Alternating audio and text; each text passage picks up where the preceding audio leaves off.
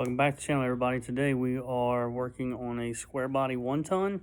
It is an 89, I believe, R30, and we are going to be pulling a cab off this truck because we're going to be putting it on a 77 R30 dump truck. That's another ongoing square body project we have. Get a video up of that pretty soon of an overview of what it is and what needs done. But right now, let me get this flipped around and I'll show you what we're working on. Here she is. We picked this truck up from a friend who wanted a 454 big block, and this is a fuel injected truck. That's all the whole mess of wiring. Not sure if I want to put that into the 77 or not. I know the 77 is carbureted. I might look into doing that. It'd be kind of nice to have it fuel injected, but eventually that truck will get a 6-liter. Maybe for now it'd be nice to have a throttle body fuel injected motor in it, just for helping with drivability purposes. But the truck is pretty solid. The mirrors do not match, so that'll be something we got to do. Cab corner, a little bit of rocker work. Doors are pretty solid.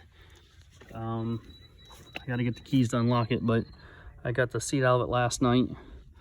The dash pad and door panels were already taken out.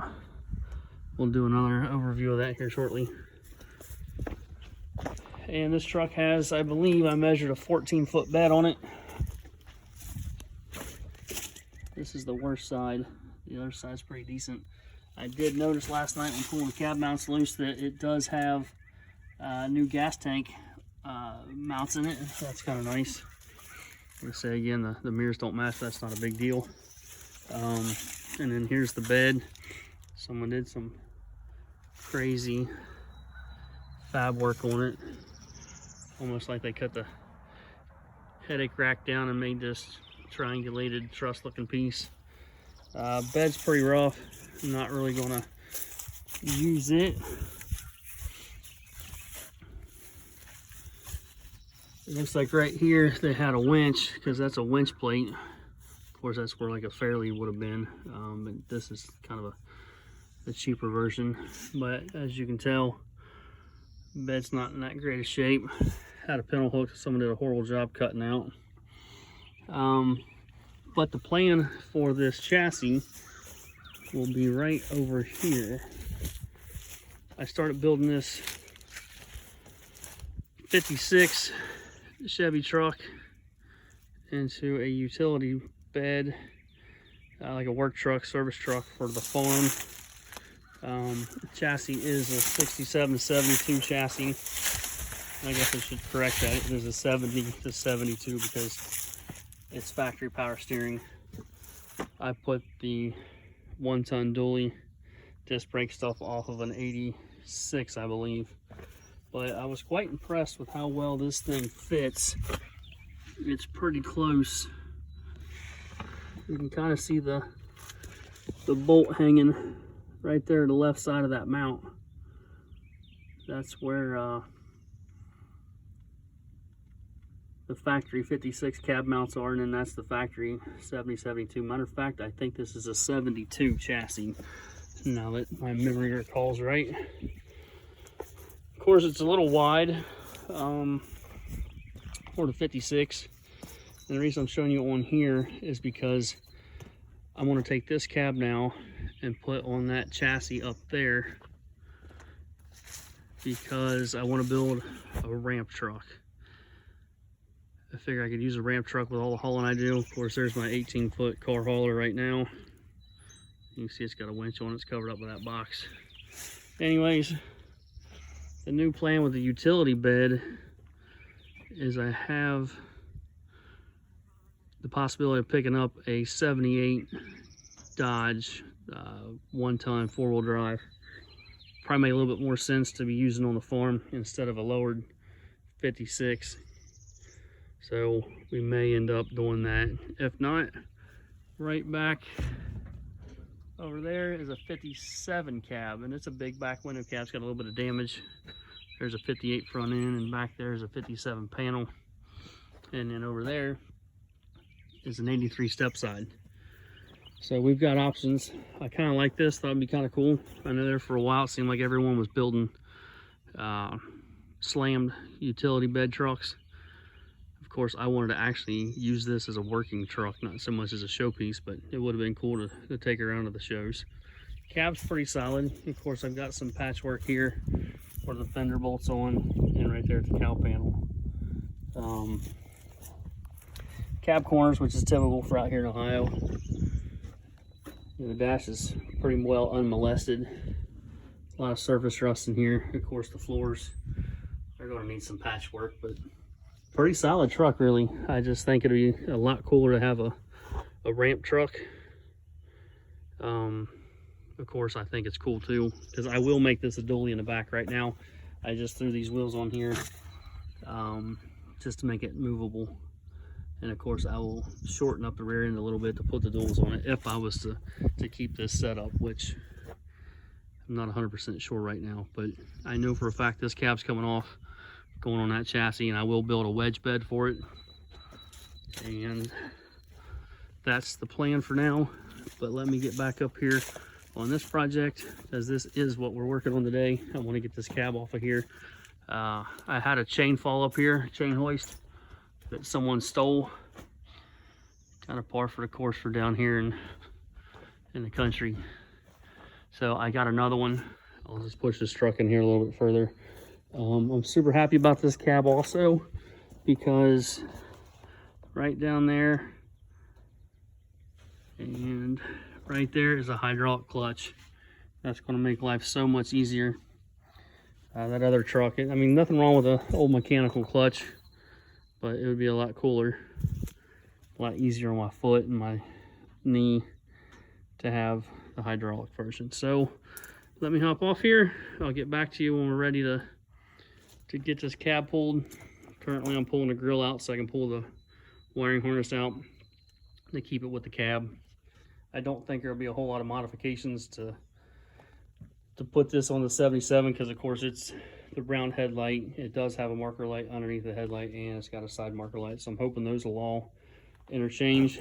I've done these swaps before, you know, newer cab, older front end, and newer front end on older cabs, and the wiring's not that big of a deal. So anyways, let me hop off here and we'll get started. I wanted to get all the mouse droppings, as you can tell here. I want to get the carpet out for being in here, climbing around, getting stuff taken loose. Mainly also because the cab mount was spinning, the very last one, so I broke out my hole saw to start getting in there. I got it sprayed down with my house. I really like this stuff, it works pretty good. I also use CRC freeze off and also PP blaster. But anyways, so you can tell where the thing's just kind of been spinning on the top. Well, I guess look at it this way, it's the left and right side of it. So I want to try to stick a chisel or my big pry bar in there and try and hold that. I don't know if I can get a pair of vice grips in there to lock it in, but hoping that I can get that to come loose, letting it soak in for a little while. But look how clean these floors are. I mean, this is just a little bit of dirt here. Looks like the kick panel's just starting, so I might kind of peck around on that. It seems pretty solid so far. Let's go check out the other side. I got the front end grill and headlight rings taken off also real quick. That way I can pull the wiring through there.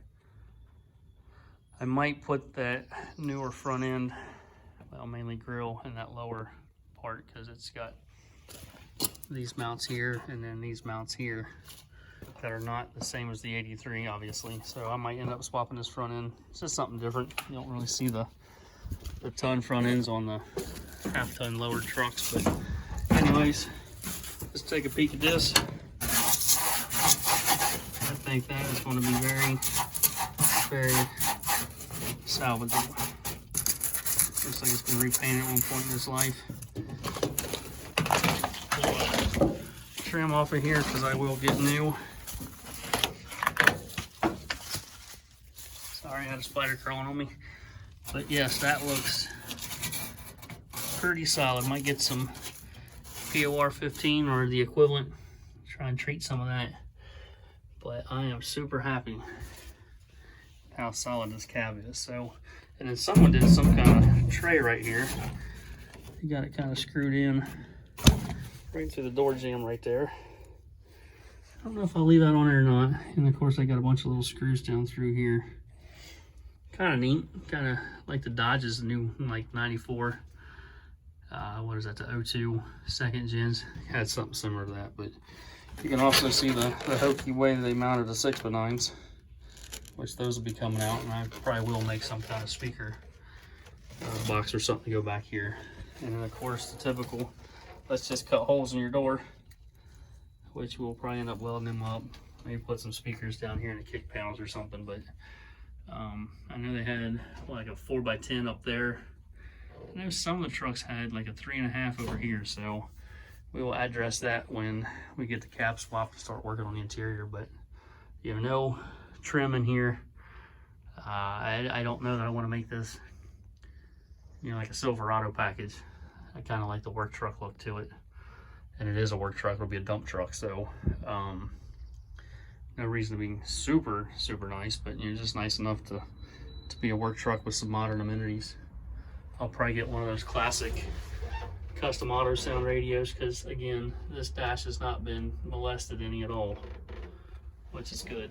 The only thing I'd hoped that it was an AC truck, which, you know, I can always throw a vintage air kit in it. So either way, I wanted to show you guys an update where we're at, and we will keep going.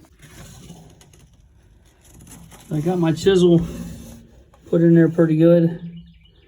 We're going to give her a shot and hope that she comes loose. If not, I don't know what I'm going to do. I got a Sawzall with me if I have to. So let's pray that this works. So here we go. Well, we finally got the cab mount out, and that was quite the fiasco. I ended up sacrificing a wrench to wedge in between the weld nut and the channel of the body mount, and I'll get the camera flipped around and show that to you. All right, you can see the shiny chrome right there. And as I say, that was a wrench that took one for the team, because I cut the end of it off to get it flat enough in there to keep that nut from spinning. I tried pry bar, and I even had this strap hooked to the brake pedal pulling on it, and that still wouldn't do it. And then I thought, well, I need to put something all the way across that to hold it in place. And the nut was spinning until I was able to put that wrench in there, and you can see kind of where it's wedged against the body there. Wedged against the body there. I had that chisel and that pry bar both on each side of it, hoping that would stop it. Didn't work. Finally just thought, well, I need something long enough to keep that from spinning, and this wrench did the trick. All right, let's continue with pulling the cab off. All right, we got everything unbolted, I believe. I got to cut the wiring harness for the lights once I get the cab up in the air a little bit more. We got the chain hoist hooked up. I got her just about where I normally hook them. Just hope we don't take out the cab lights, but if we do, I got an extra set. Nothing I can really do about it. I don't know. That's just about where the pivot point is at on these trucks, so we'll see how she goes. So let's get after it. I'm gonna try to take this video without the sun bothering us, but look how clean the inside of this cab corner and rocker look, and how clean the underneath, like them cab mounts. Floor not real greasy, a little bit obviously from the transmission. It's just really clean. Same thing on that one. Wouldn't take a whole lot to get this thing cleaned up. Back of the cab, of course, we got the typical. Drill some screws to the back wall to hold something, but we can spot weld them in. Probably do an undercoating underneath of here, spraying bed liner or something. Of course, like I said, there's the cab corner damage and rocker, but my goodness, I'll take that over some of the other cabs that I've seen, not to mention how bad the one is I've got. Well, we're gonna get this thing cranked down onto the trailer And I'm going to stop the car wash, do a quick blow off with the power washer, and I'll power wash it again when I get home with the big washer. All right, stay tuned.